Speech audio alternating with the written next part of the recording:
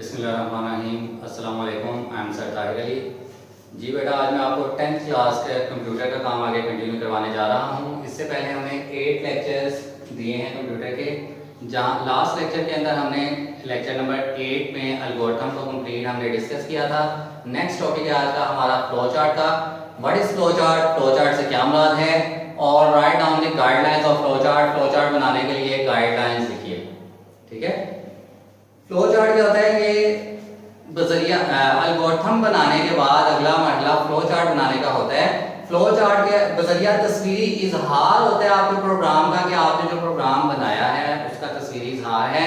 Top to bottom, ऊपर से नीचे की तरफ हम उसको लिखते हैं, या फिर लेफ्ट टू राइट, लेफ्ट से राइट की तरफ लिखते हैं। दो तरह से लिखा जाता है, लेकिन मैक्सिमम हम जो फ्लो चार्ट बनाते हैं वो ऊपर से नीचे की तरफ ही बनाते हैं, top to bottom. Flowchart is the pictorial representation of algorithm.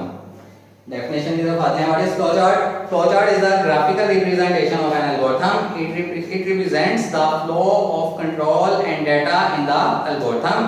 It also represents the operations performed on the data and the sequence of these operations. Flowchart graphical representation होती है algorithm की.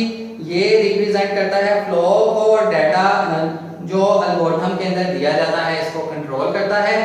इसके अलावा ये रिप्रेजेंट करता है ये ऑपरेशंस जो डाटा के अंदर होते हैं, ऑपरेशंस उसको परफॉर्म करने के लिए इंतहाई नुमाया किरदार अदा करता है। गाइडलाइंस की तरफ आते हैं। छोटा सा हमारा आज का टॉपिक है guidelines for drawing a flow chart. एक फ्लो चार्ट बनाने के लिए जो गाइडलाइंस हैं वो क्या हैं। सबसे पहले है हमारी all necessary requirement should be written in logical order while drawing a flow chart.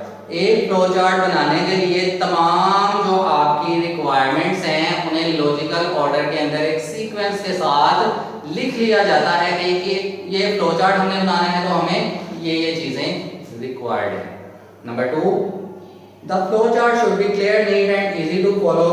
एक फ्लो चार्ट जो होता है वो नीट होता है, क्लियर होता है, उसको उसके ऊपर अमल करना आसान होता है, उसे फॉलो करना आसान होता है। There should be not be any problem in understanding the flow chart. यहाँ पर फ्लो चार्ट को समझने में किसी किस्म की मुश्किल पेश नहीं आनी चाहिए।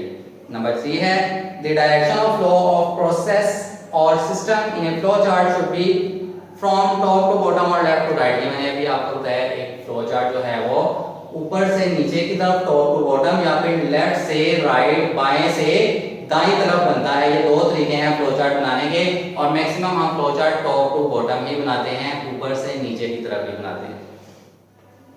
4 पॉइंट है only one flow line should come out from a process symbol.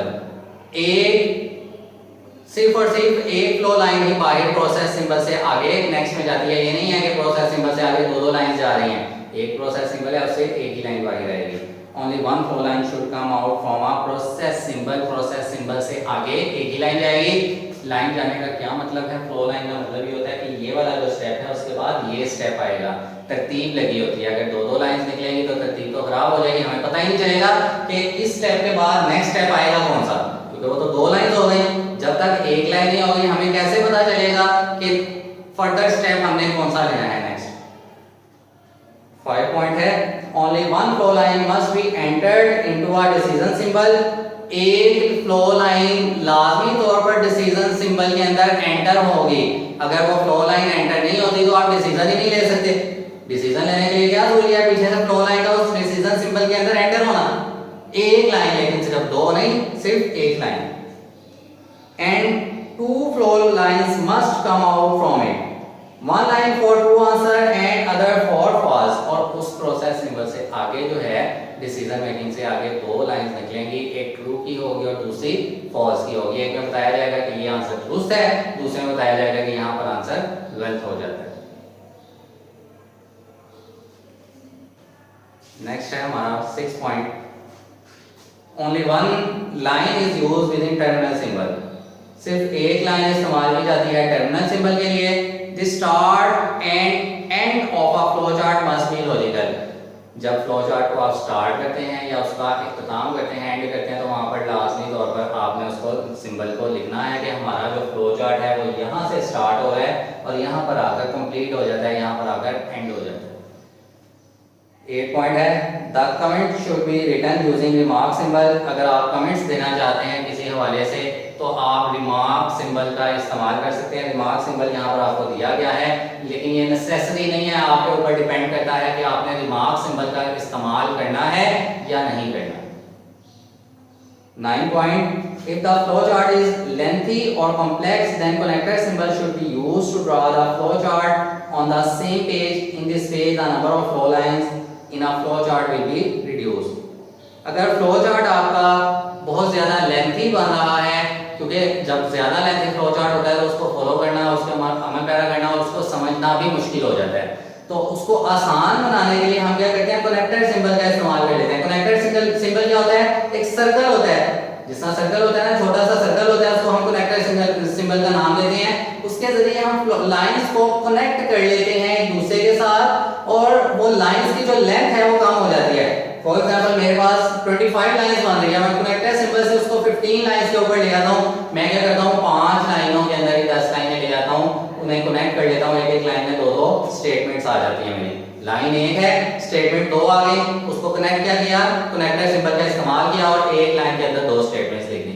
ऐसा करने से जो लेंथ है, जो कॉम्प्लेक्स आपका फ्लो चार्ट बन रहा है, वो पेचीदा फ्लो चार्ट नहीं बनता, वो आसान हो जाता है और कनेक्टर सिंबल उसको छोटा कर देता है, समराइज कर देता है। और लास्ट पॉइंट है 10, the working of the flow chart should be tested by using test data.